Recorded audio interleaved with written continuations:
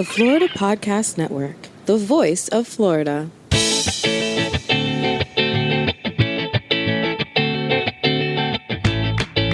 is episode 29 of the Finding Florida podcast on the Florida Podcast Network. Coming to life and the Great Florida Trivia Challenge. Welcome to Finding Florida, the podcast that takes you from country to the coast. Join your tour guides, an unlikely pair, city girl Jaime and country boy Glenn, as they explore the amazing sights and sounds of the Sunshine State.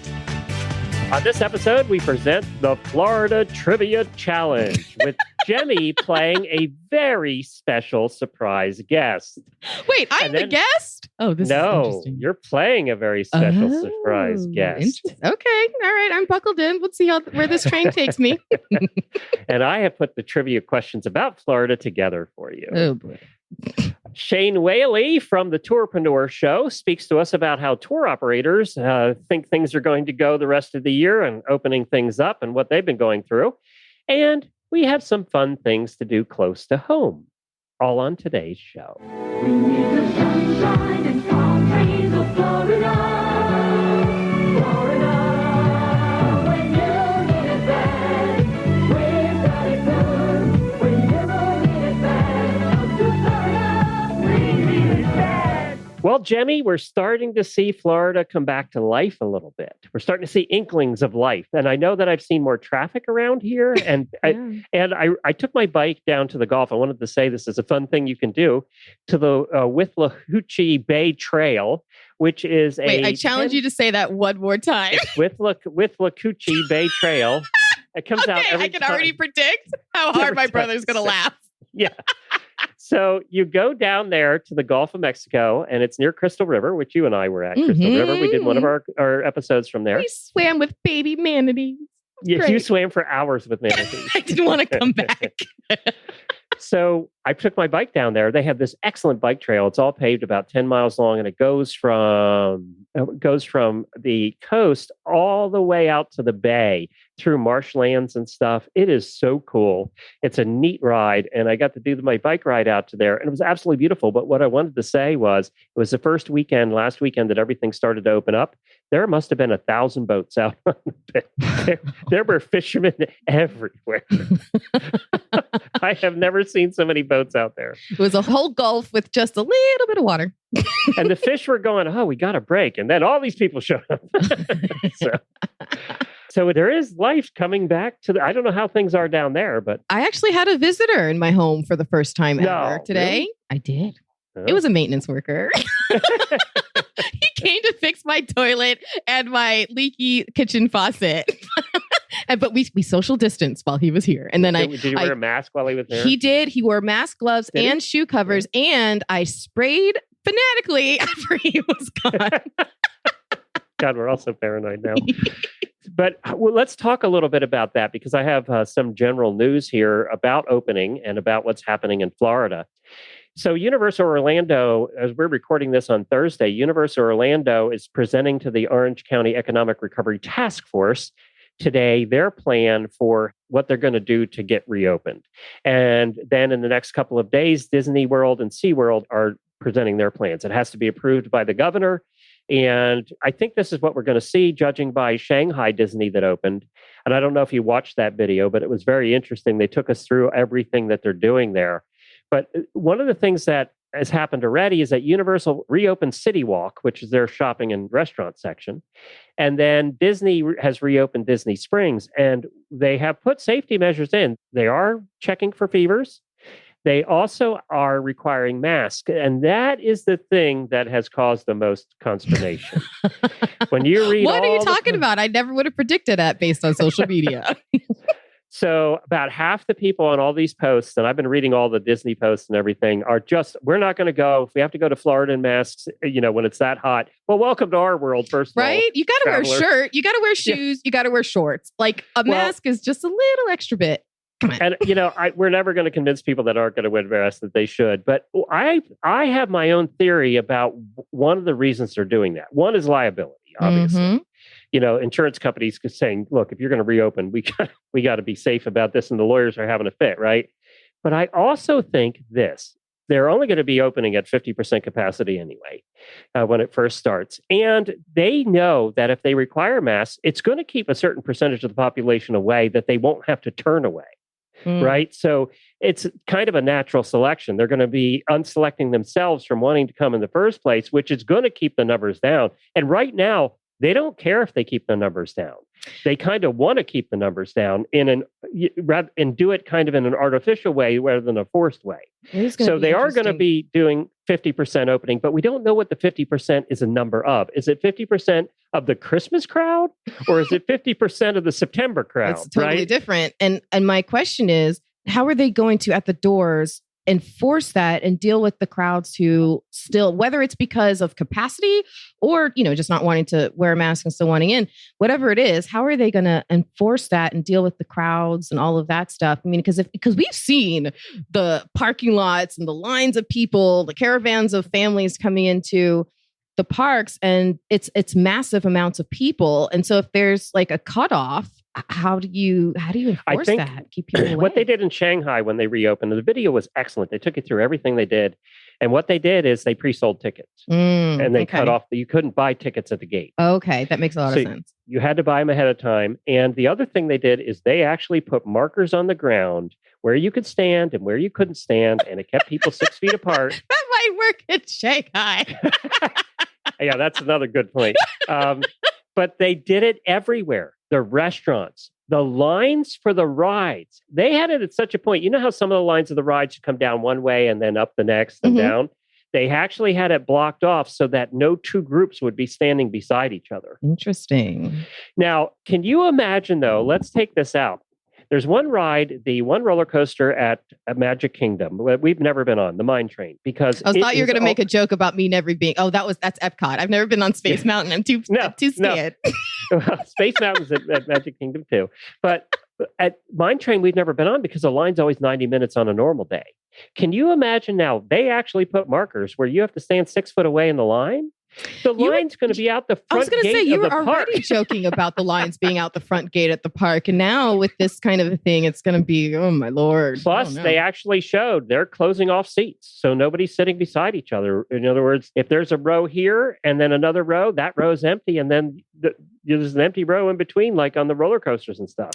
Well, see, here's my question. Is someone coming behind each group of riders, every single group, and spraying these rides down with like tons of Lysol? Because the next group that comes in, they're just sitting in someone else's. Well, there's a couple things that they're talking about is actually having staff there to wipe them down between each ride, which is going to hold things up, or actually handing people their own towels that when they're done, they have to. That's not going to work. They're worried about on the Flume ride, all these towels are going to be in the water. So it's a mess. And that's what they're presenting now. They've been relying on people to wipe down machines at the gym for decades. It doesn't work. I bet you it's working now. So that's all the things that have to be dealt with. I can tell you this. Let's say I wasn't one of the vulnerable people, health-wise.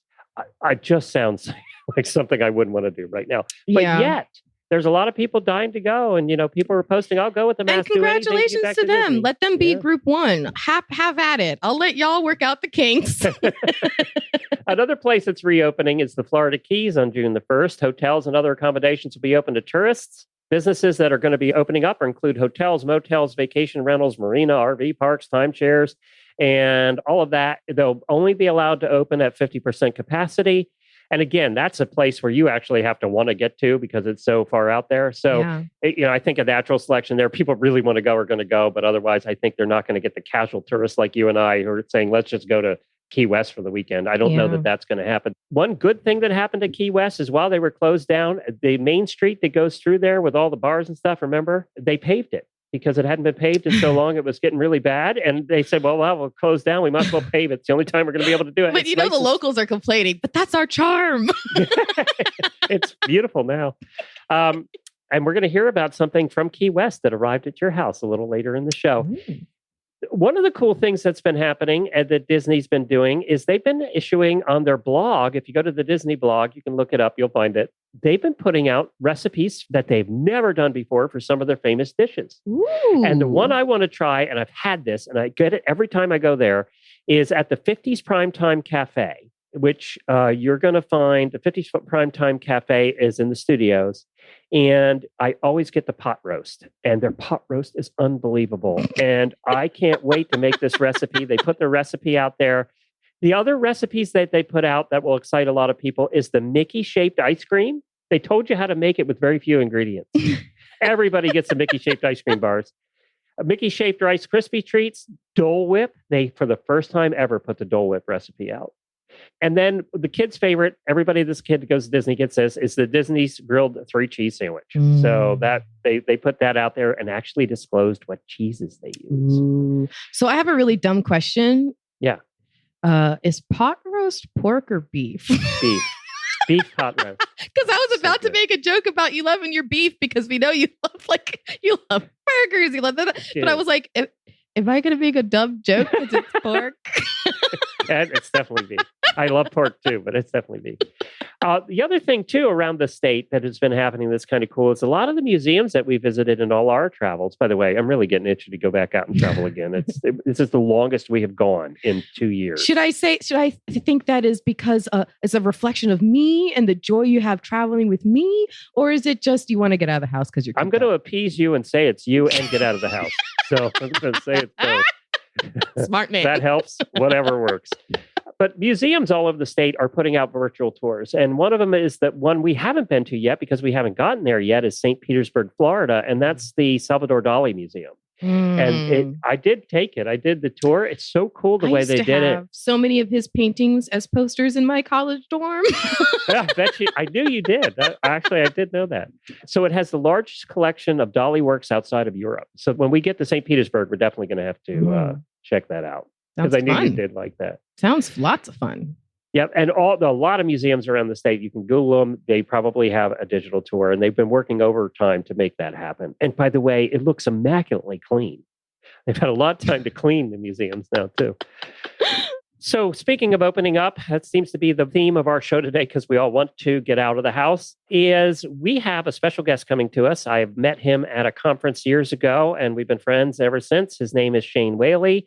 He is from the Tourpreneur Show, where it's a show all Tourpreneur. I love saying it. It's about and for tour operators of all kinds around the world. And we want to talk to him about what they're going through and what they're seeing for the future and how they can open up. So let's talk to Shane, and you're going to love his accent. Well, hi, Shane. Thank you so much for joining us today. Absolute pleasure. I'm honored to be here. Now, Shane, we mentioned that you run a podcast called Tourpreneur, where you deal with tour guides and tour companies all over the world. What a time for them the last 2 months. There's a group that's not used to staying home. Absolutely. It's horrendous. It's heartbreaking. You know, to give you an example, I was talking to a tour operator up in the great state of Alaska yesterday who was telling me she's drained her retirement funds to pay out refunds to people who'd booked summer excursions with her in the summer. And, you know, very often when we think of tour operators, we think, you know, of the big guys.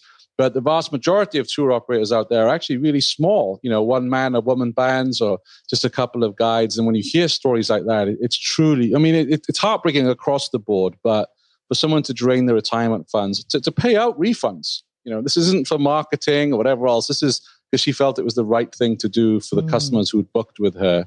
And it came on so quick, they didn't have time to prepare for this.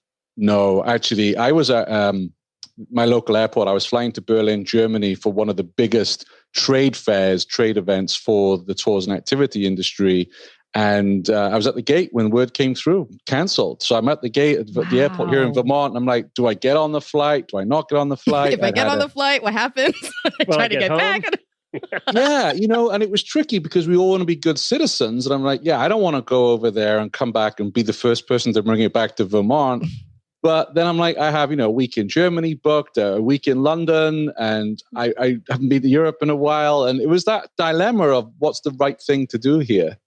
Yeah. So, by the way, make a mental note, Jaime, that we need to go to the tourism trade show in Germany. Yes, we do. And mental note, Shane, can you please just keep talking I mean, gosh, your voice is amazing. I love your accent. This is fantastic. I'm thrilled to hear that because I've lived in the United States for 10 years now. So when I go home, everyone says I sound like an American. Man, if only all Americans sounded like this would be awesome. You don't sound like you're from Vermont or New England. I'm going to tell you that right now. Well, I'm friendly for a start. I didn't really say that. I lived in Massachusetts for a lot of years. I get that reference. Yeah. Yeah. When they talk about breaching the 6-foot rule here, I'm like, I'm an outsider in New England. They take 10 years before they say hello, let alone breach the 6-foot rule. Yeah, that's no problem at all. So what do you see happening? I wanted to have you on because things are starting to open up a little bit. We talked earlier in the show about how Disney and the things that are starting to happen there, and we may see them in operation probably by July, and Universal and all of those. So Florida's starting to open back up. What about the tour operators? It's so risky because they have so many things to take into consideration. Like, will people tour? Number one, will they tour in the numbers they need to make money? There's just so many things to think about. Absolutely. So there's the question about how do you reassure a nervous traveler? There's also the question of, okay, let's say, for instance, you are a zip lining company here in Vermont. You're used to marketing across the United States. Now they've got to market locally because, for instance, they're not, depending on where you are in the country, but here in Vermont, they're not really wanting people from out of state. Certainly right now, you have to be a Vermonter to stay in a hotel here, which is a weird situation to be in. So, but now that the tour operator or the activity have to learn how to market locally rather Not than only nationally that, or how do you stay internationally. 6 feet apart on those trees when you're getting ready to zip line? That's a very intimate thing. Yeah, absolutely. The instructor has to be right there next to you, otherwise I'm not going. Definitely. So you have that challenge of domestic and local tourism. How do you market to them? And also, for instance, I've been in Vermont 4 years. I travel halfway around the world to go to an attraction or to a museum, but I haven't done most of the stuff that's available in Vermont. That's very similar to how Floridians are.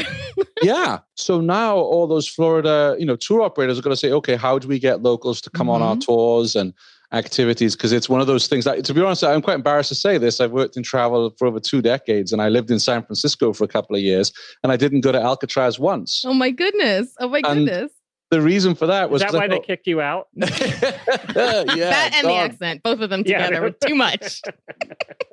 Yeah, I mean, and the reason I did not go, because I thought when I get friends from Europe visit me from England, they're all going to want to go to Alcatraz. I'm going to be sick of the place. And when I moved to New York, of course, everyone comes to New York, and I've been to Statue of Liberty many times because everyone wants to go visit. So there are these things that we don't do that are in our backyards. And some of that is also down to marketing. Like, we don't always know what's available and what fun things there are to do in our area. So that's going to be a really big challenge. But for instance, today I put a show out. I interviewed a chap who was in Reykjavik in Iceland. He runs walking tours. No one's sailing since the Vikings, no one sails to Iceland anymore, right? So you're totally reliant on an aircraft.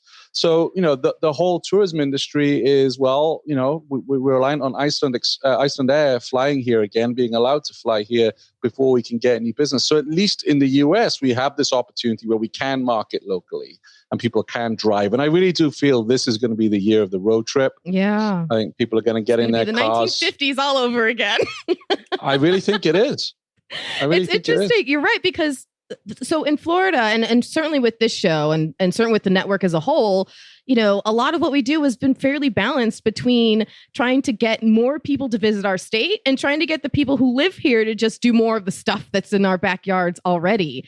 And so now, as tour guides and tourism people from all over, as they're focused on moving their businesses forward, it sounds like to me, even if they also have had some sort of a split focus on both the outsiders and the locals, or if maybe they had been completely focused on the outsiders. The challenge is now, do they retool their business model to focus only on locals? And if so, how long do they do that for? Do they still try to set it up so they can retool to attract foreigners again in the future? I mean, everything is so much up in the air. How are you finding that people are trying to figure out how do we move forward in the next, at least immediate future? So the frustration is the sheer amount of speculation that's out there. And it's a bit like, politics when you watch the news, there's so many conflicting arguments. And, for instance, I'll give you a good example of it. This week, I read a report from Brand USA. They had research out and they were like, yeah, Europeans are not going to travel to the US in strong numbers. And the ones that do are really concerned about budgets and they're going to trim down their spending on tours and activities and eating out. And then another report came out this morning that said the opposite. So I'm like, well, what do you do? Right? None of us knows know. nothing about dealing with opposing reports. I mean, and this is the thing, none of us have a crystal ball. I think the one thing we can all agree on, I think certainly for the next 6 months, got to focus on local. 3 to 4 hour drive, wherever it may be, depending where we are in the country, focus on local, get locals through the door, market to them. You make sure you've got a Google My Business listing so people can find you on Google, change your keywords. And also what I think is really important now, and this is so different, is activities and tours. You need to have an emotional message. You need to reach out to Floridians to say, hey, if you come and book a ticket with us or have the day with us, you're helping keeping 5 people in work. Yeah. And I 5 think of your neighbors. Yeah. Yeah, because the other aspect of this is we just don't know what the economy is going to be like. All those, people who've been furloughed, are they going to be back in work? Are they going to have budget to travel? What are they going to be able to spend on? Will it be a case they will just stay with friends and family and not a hotel? We just really don't know what that's going to look at. But I think that the key thing here is tours and activities have to market to locals. I'm thinking about the things we do that Jaime and I have done here in Florida. And let's just take an airboat ride where you have 16 people in an airboat that if they do the social distancing, now you have 8 people in an airboat. Yeah. Or even if, to take it another step further, just the one family of 3 on the airboat. Yeah. And then they have to figure out, that particular operator has to go, can I operate like that? Absolutely. Can I operate Am I at that shooting margin? myself in the foot? Yeah. And that's why I think you're going to see a lot of tours, if they're smart, and activities actually creating more private tours, because families might want to say, yeah, we'll pay the extra just for, the 4 of us to go on that particular excursion. I think you're going to see a lot of that happening in the future. Oh, and I know, the most contentious issue right now in the country, I hate to bring it up, we talked about a little earlier in the show, is the whole anti-mask, right? But, we're in Florida where it gets to be 1,000 degrees in the summer and 1,000% humidity, and we die without a mask. We get swamp ass on our butts because we have to wear underwear. Yeah, exactly. I mean, we got our own issues down here. So, I truly think that's going to deter some people from coming to Florida in the summertime that would normally have come. And I know Disney's going to require it, and Universal's going to require it, and all the big places, they're going to have to liability-wise. Their insurance company's going to insist on it. So that's going to defer people too. It's hot as hell here in Florida in the summer. I agree. That's the whole hygiene aspect as well. It's like, okay, how do you convince someone? Like you like to think everybody cleans and disinfects, right? You like to think that. And then you see people, do I have photographs with us with masks on or cleaning? And it's like, well, I think you're just going to deter people. I think people are scared anyway. So yeah, I agree with you. But then I think, well, I had a great holiday in Florida. Okay, admittedly, it was in January, so that was scorching hot for Vermonters. You come down here in August and tell us. Whole different experience. Yeah, but even we took a cruise and we came back and we did the Everglades and everything. I mean, it's just a great part of the world. And if people are going to come to Florida, they're coming for all your wonderful tours and activities. And cruising's another issue. That's going to be a tough. Yeah. Royal Caribbean just took out another $3.3 billion loan and put 28 of their ships up as collateral. Wow. So, and 2.4 billion of that went out to pay a previous loan that was due. So it's not like they had a lot left, and they're burning $250 million a month right now. Incredible. Not being in operation. I'm really curious about how the cruise industry will play out, because what I've learned about those who take a cruise is they're fiercely loyal, and they go every year to meet all their friends from around the States, and that's what they do, right? Now, that's what Glenn does. That's what I do. I went on my first cruise in January, and sorry to any of your older listeners, I did feel like I was an extra in that 80s movie Cocoon. Cocoon. You're going to be talking about me. But we enjoyed it, and I will do it again. But I just wonder how, because that's the target. Who invited him on this show? No, I know. Somebody who goes on a lot of cruises and is approaching that age demographic. But you're right. It is that kind of that more the more vulnerable age groups and stuff. I think overall businesses in Florida, regardless of what their business model is, right? We're all going to have to kind of adjust and figure out ways of thinking outside the box and delivering opportunities to gain customers that we normally wouldn't. Like I know, like Dave at Florida Beer Podcast, a lot of the breweries over there are talking to him about how they've chipped in to start, doing hand sanitizer as part of and for a couple of them, that's become almost their main output at this point. And so, with all these other cruise lines and stuff and tourism and whoever, they're going to have to, just get creative. Like you were mentioning, and that's something I hadn't thought about, is the opportunity to build more of a business model centered around these private tours. But it also made me curious. Okay, clearly I assume only a person of a certain wealth demographic might be able to afford that on a regular basis. So we're going to see influences and impacts in a variety of different ways. Yeah, absolutely. I mean, I'd love to come back on in 12 months and we can look back and see what actually happened. Because, what I'm trying to do on my show is... Come back on tomorrow. I'm trying to avoid the forecast, the predictions, because just none of us really know. Oh, yeah. All we can focus on is that local marketing and how can we help people market to locals then the more tour operators, you mentioned it earlier, they have to be concerned that they're taking these deposits for tours and they're taking this money in. Now they have to think, I have to keep that money liquid, that if things get shut down again, if things go south and the state closes again, I got to hold another pile of refunds to ship back out. And that changes your cash flow with a small business. That's hard. Yeah. Terrifying. There was one food tour company, I think they were operational in 50 cities, literally 2 days in, they closed down. And I found out it's because, they were going to struggle to pay the refunds back. So gone straight away. And that's operational in 50 cities. Wow. I think we have it better than some states. You mentioned the one earlier in being a cruiser, okay, and having done the Alaska cruises and visited Alaska before. Alaska's in a tough boat because they rely on cruise industry and no cruises are going to Alaska this year. Yeah. So they're and then you also take a look at all the Caribbean islands. Jaime and I have been to several of those Caribbean islands that their whole livelihood, it comes off of those ships every day. And that's the only economy they have. And they have to be struggling immensely now. Yeah. My heart goes out to them. I mean, I got quite a few listeners in the Caribbean and they're writing, what can we do? What we can do? And I just don't have any answers. I don't, because you've got no cruises coming in. If you're on St. Thomas, how are you going to get business? And all I ask people is, look at your budget, cut all your costs, go into hibernation mode if you can. Obviously, a lot of people have buses and vehicles and airboats, as you mentioned. That's a whole different thing. But if you can go into hibernation and come back out when we're in recovery and, I think just save your money. Don't spend it on marketing or fancy things. Or I see a lot of, you always see this during a crisis where the jackals come out selling these done-for-you courses. And I've seen this in the tour industry. And I'm like, please, whatever you do, don't do that. I saw virtual tours become the new big thing. And they're great for branding. They're great for marketing. They're not good for revenue.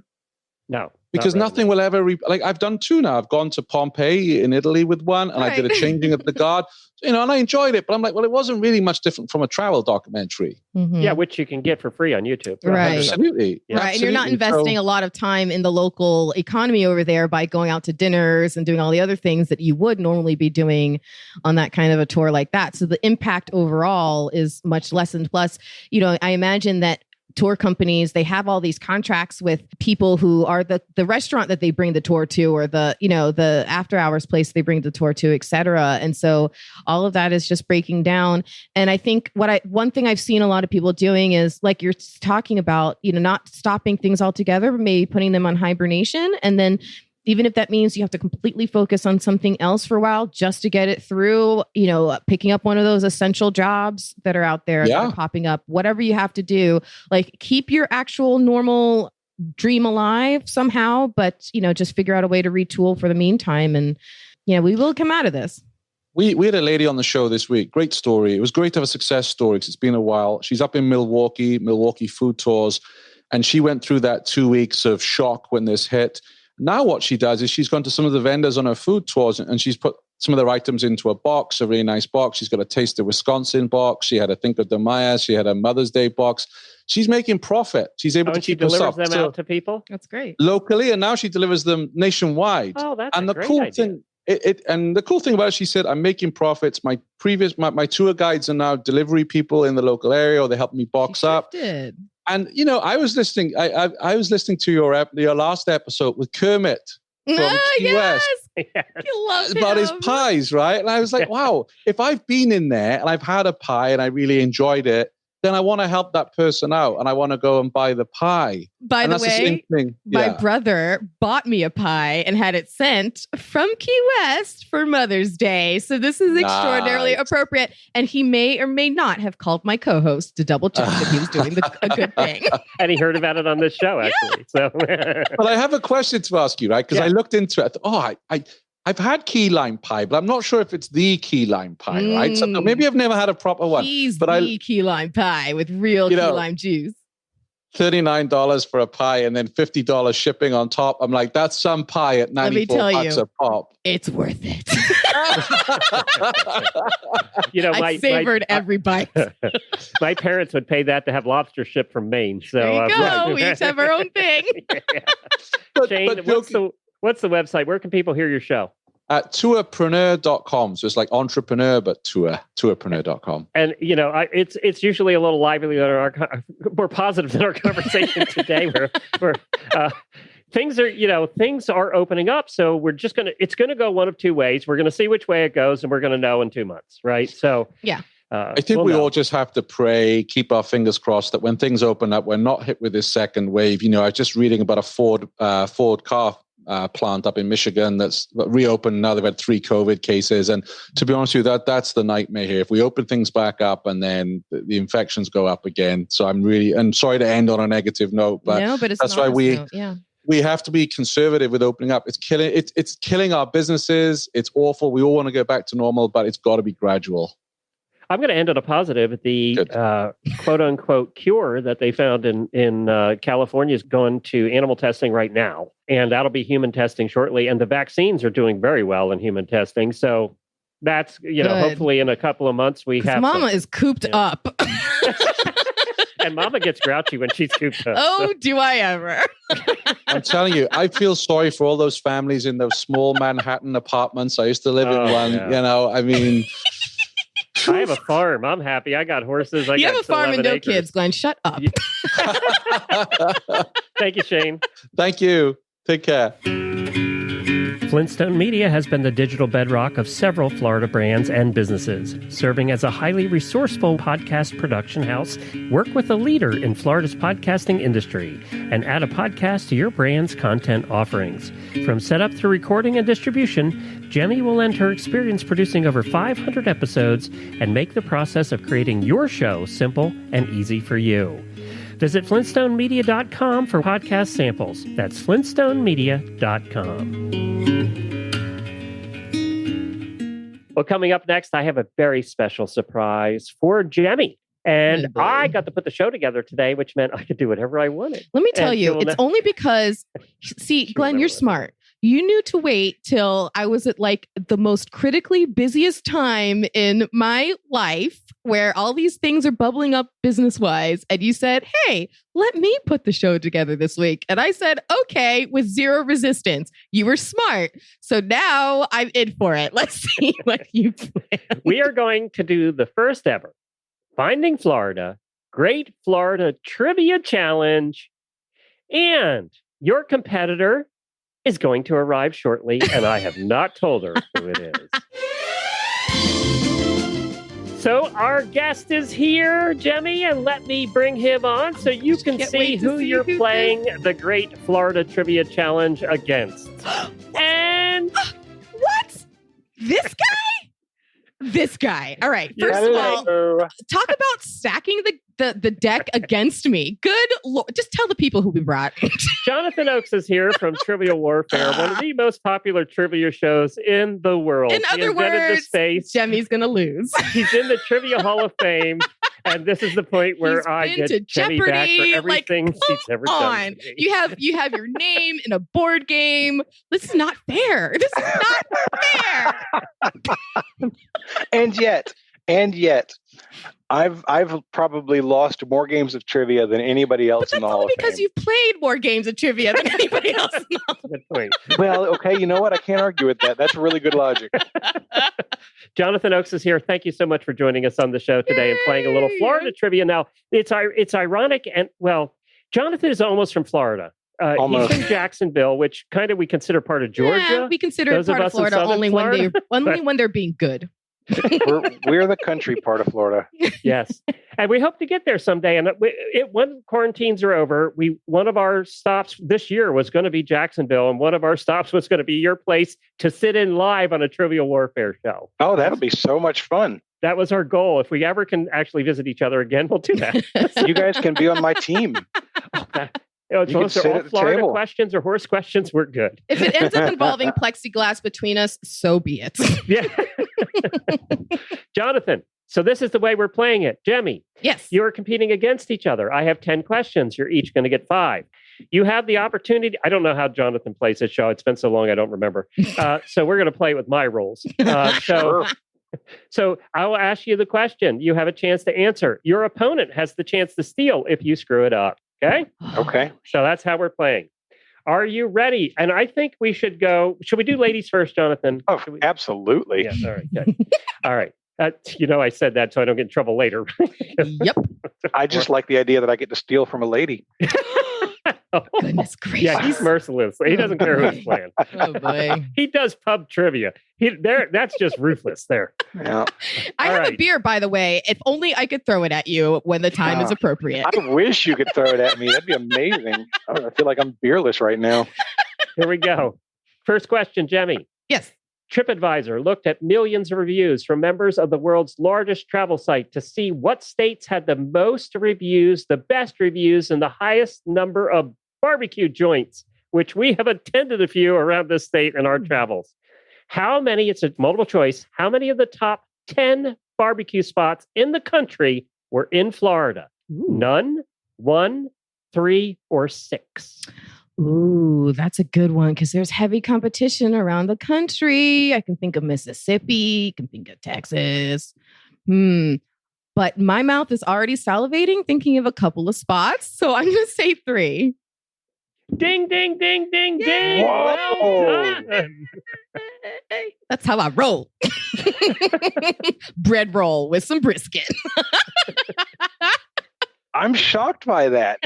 So I was thinking about Kansas City barbecue, Texas barbecue, Carolina barbecue. There's a lot of good barbecue out there. There's a lot out there, but So is Florida number 1 with 3? No, it is not, Oh. because they did rank them in all different ways, but we do have 3 of the top 10. And Reuben's Steakhouse in Fort Myers is number 4. Captain's Barbecue in the Palm Coast is number 6. And number 8 is Buck's Smokehouse in Destin, Florida. And Destin is a place I want to get to at some point. I don't know. Have you ever been there, Jonathan? No, and none of those are close enough for me to drive there for dinner. That's true. but I have a feeling, Glenn, you just added 3 new adventures to our I Florida did. I want to get trip. to Destin because Destin is I'm- going to come up a little later too, I think. I'm really good at eating, and so if anybody wants to pay me to come eat for you, I'm down with There you that. go. Yeah, you want need to to travel know. with us. People do that with us. There we go, Pay us to see? eat there. So all right, I'm going to give Jemmy. You got 1. You get a bonus if you Ooh. can name the number 1 state for barbecue. Ooh, see, Jonathan, I just gave you just 3. you just gave me 3, but I'm going to stick to Mississippi. I don't know. Dang No it. way. Tennessee, number 1. Tennessee, so Memphis. Yeah, Memphis. Are they the Memphis dry barbecue. rub kind or are they the wet rub kind? They're a little bit of. You can get almost anything you want in Tennessee, but There it's you go. good. We've eaten barbecue in Tennessee. All right, Jonathan. It is now 1-0. You are the nothing. So, second I question. feel like I'm in high school So much again. love. According to an article by Condé Nast, data was procured from Google Maps photo uploader tool to find the 10 most photographed places in the country. Can you name the 2 Florida locations that made the top 10? Ooh. Oh my I know goodness. this. I know this. I have to name both of them, huh? Yes. So Most know this. photographed places. How detailed are we? Are we talking like city or physical? Because If you get the city, I'll be happy. Or yeah, because I cities, gotta mean. say that probably like the Cinderella's castle at Disney World would be Ding, ding, ding, one of ding. them. Disney is number 1. Yep. Yeah, for sure. gonna and say then, that. honestly, the next one, I would say South Beach. Can I tell you what my Oh, answer is before you no. tell me? Oh no, I have a chance to steal. I'll keep quiet. You do have a chance to steal, Jemmy. So we know that he got one of them. What's the other? I'm gonna guess it's the southernmost point in Key West. Ding, ding, ding, ding, ding. Oh, wow. Great job. It is Apparently, they actually- don't want you to know what's happening in South Beach. They don't take pictures. Nope. No pictures Nope. allowed. No pictures. No pictures. We went on an adventure down to South Beach, and she wouldn't let me go to the beach to oogle the bikini. No. Can you believe that? You can oogle the bikinis in a store. You're supposed to go to the beach to oogle the women. Jennifer, your wife. I wasn't even allowed, Jonathan. She's really mean to me. But when we went to the southernmost point, I remember there was also a ridiculous line. And I'm like, I don't Oh have my time God. for this. And I just ran up and we took a picture. We had 10 stops to go to in one day. I don't have time. All right. That was Jemmy for the steal. Great job. Thank you. Good job, Jemmy. Number 3 is to Jemmy. Florida has some hidden gems all over the state, as we've discovered in our travels. And one of some them is on record- the microphone right now. Oh, thank you. She wouldn't have said that if she was losing. And some record-breaking ones, too. Is one of them the largest Burger King, the longest stretch of beach, or the largest swimming pool? Okay, so the longest stretch of beach sounds very tempting, but I feel like that must be California. But that's just what were the other two choices? You have the largest Burger King or the largest swimming pool. I'm going to go with the largest Burger King because I have a feeling there might be a really big one in South Beach. I know there's a really there. It's like a McDonald's or a Burger King or something, or maybe it's out in Orlando. But I feel like I've seen a ridiculously large fast food restaurant a time or two. Thank it. All right, Jonathan. I'm taking the one that sounds like a gimme, and I'm going to say the longest stretch of beach. You were both wrong. By the way, the longest stretch of beach is Brazil. Has the longest. It's like 150 That's miles. not of beach. America. That's not even in the shouldn't US, be dude. This is in the world. I said world record. You missed Oh, that you part. did? World record. Yeah. Details. So we have the largest swimming pool. It's the Venetian pool, which is in Coral Gables, Florida. It's actually in a quarry. It's a freshwater pool, and it has 800,000 gallons of fresh water that comes in naturally every day. Wow. It's huge. You can swim in a grotto. They have underwater caves that you can swim into.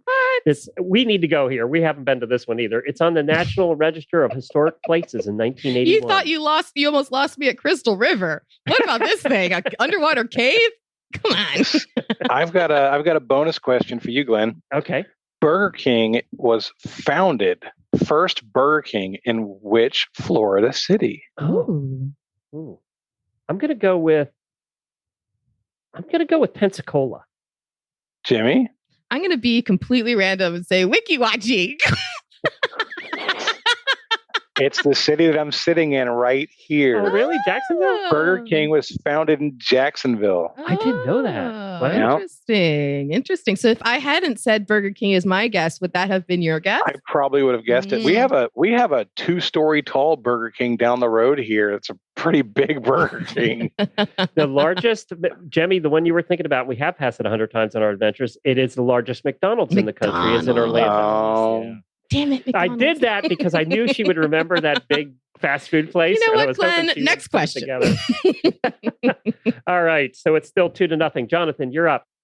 We have all heard of glass bottom boats, but in what town in Florida has a glass bottom bar? And this is multiple choice. Pensacola, Key West, Key Largo, or Daytona Beach? Man, I was hoping he was going to say Destin because he said it's going to come back up. I was waiting for Destin to show up. All right, you said Key Largo. Pensacola, Key West, Key Largo, or Daytona Beach? Glass Has a glass bottom bar. You can look at the fishies swim under your feet while you get drunk. Do you know how paranoid and freaked out I would get if I saw that? No, thank you. So I'm gonna use a little game theory here. So you guys visited the Keys because you mentioned being there. And so if there was a glass bottom bar in Key West or Key Largo, I would think that you went and visited it. And since Jimmy doesn't seem to remember that, I'm going to eliminate the Keys. Look at you. That doesn't mean that I've done a good thing. It might be one of the keys. I There's a didn't lot say I of wasn't keys. looking at you and There's pointing a and lot of laughing. I'm just keys. saying, look at you. my other choices were Pensacola and Daytona. Yeah. They're both kind of country. I'm going to go with Pensacola. God bless it. Is it- Jimmy for the steal. I'm just gonna guess Daytona. I have no idea. Oh, my logic was bad. You were Don't- because Jimmy, we you set me up. we did not go to Key Largo. We went to Key West. So it was Key Largo. And it's the Pilot House Marina there in beautiful Key Largo. And there's about 1,000 downs through the Keys there. So yes, and it's highly recommended actually. They said that, you can basically look down at the fish and the servers will bring you oatmeal so you can feed the fish. Well, you can feed them through the glass? They have little holes, I guess you drop the feed Oh down. my I don't know. God. Yeah, we have to go there if we get to Key Largo. Yeah, we do. All right, so it's still 2-0. Getting And my I think- rear end kicked by the Florida expert. Good job. Jemmy, Florida has the distinction of being home to some bizarre world records. Mm-hmm. I really dug for these trivia questions. Yeah, you should be did. proud of me, Jonathan. Hey, you did work. Yeah. Which one of these world records was done in Florida? The farthest arrow shot using your feet? Did you just say farthest? He did furthest. The farthest using your feet? The most tricks performed by a pig?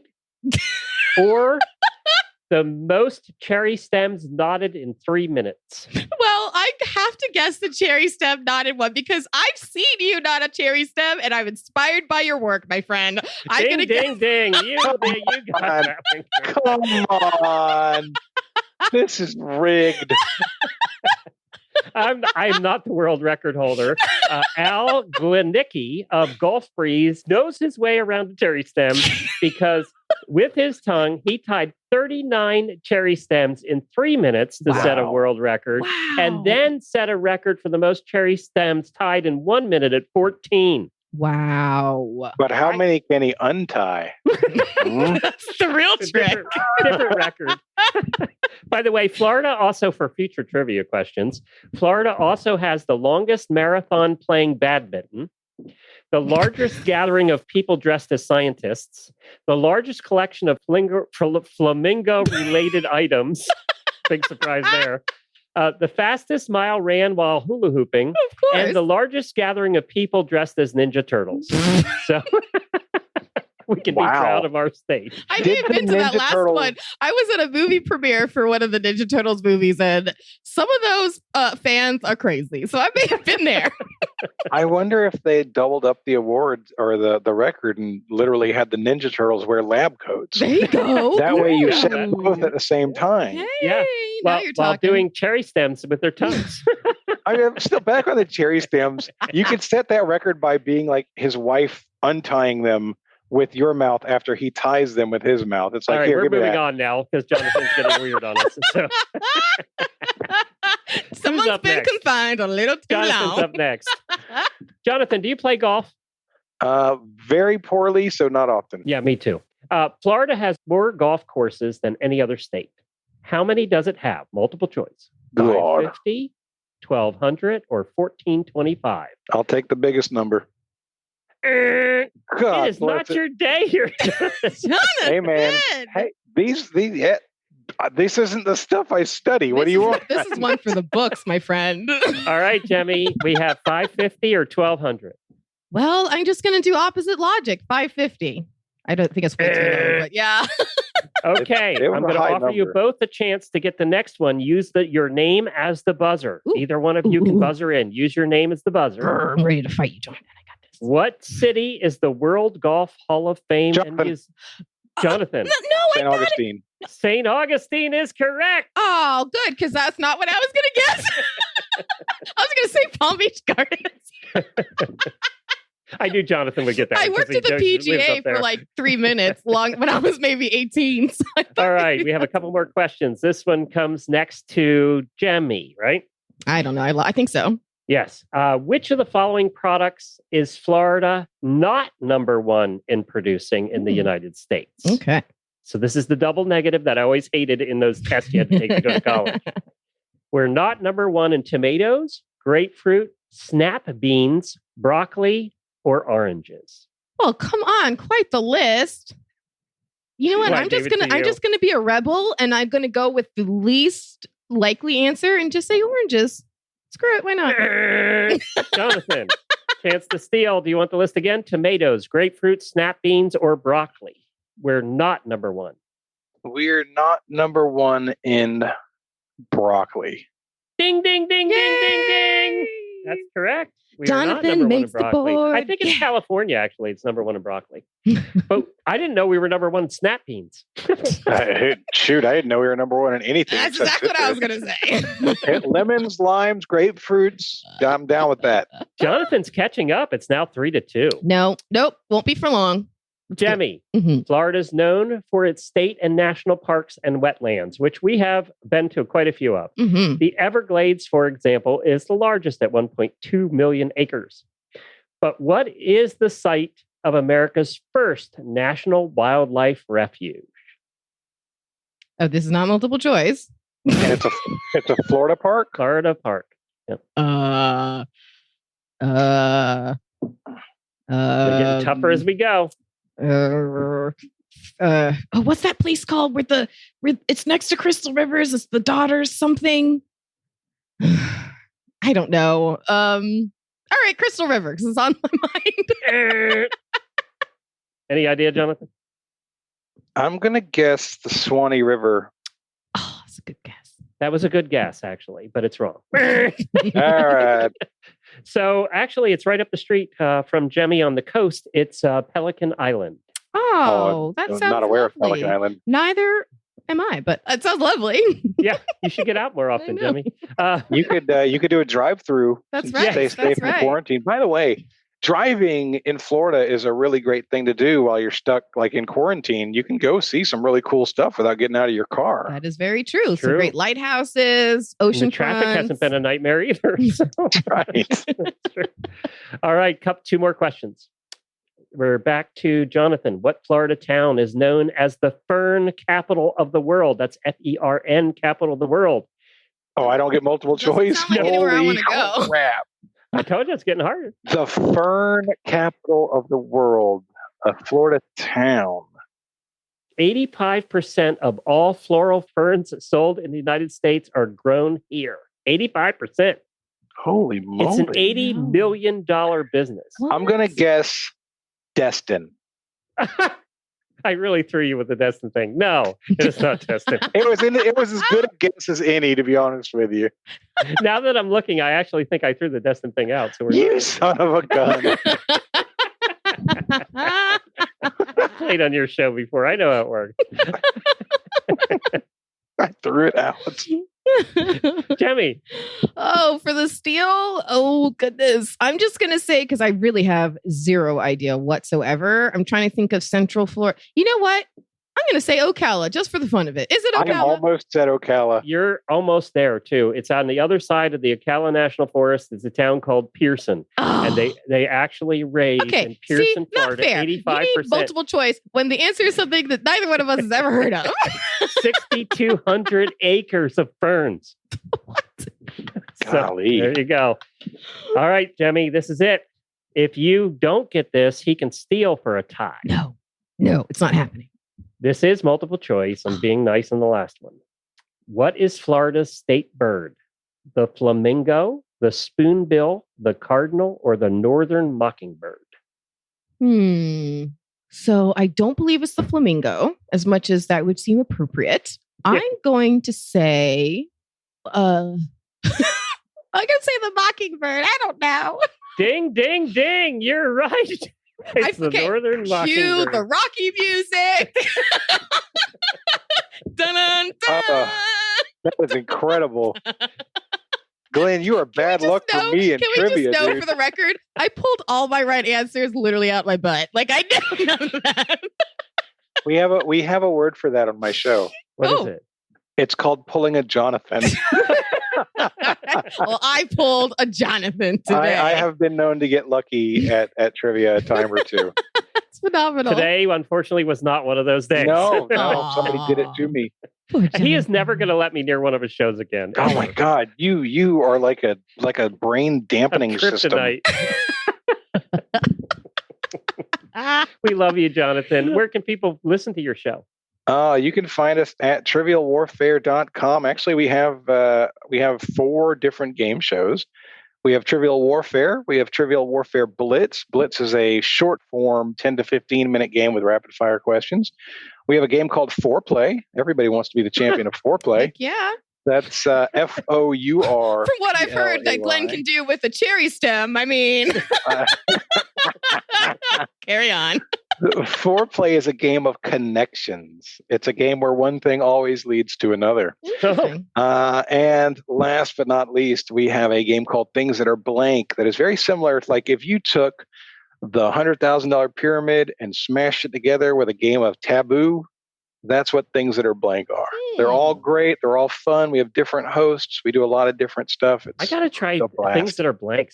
I got to try Things That Are Blank is great. We put 2 people on teams with each other, and one of them has a list of words they need the other person to say, but they can't use any of the words on the list. Oh, yeah. Right?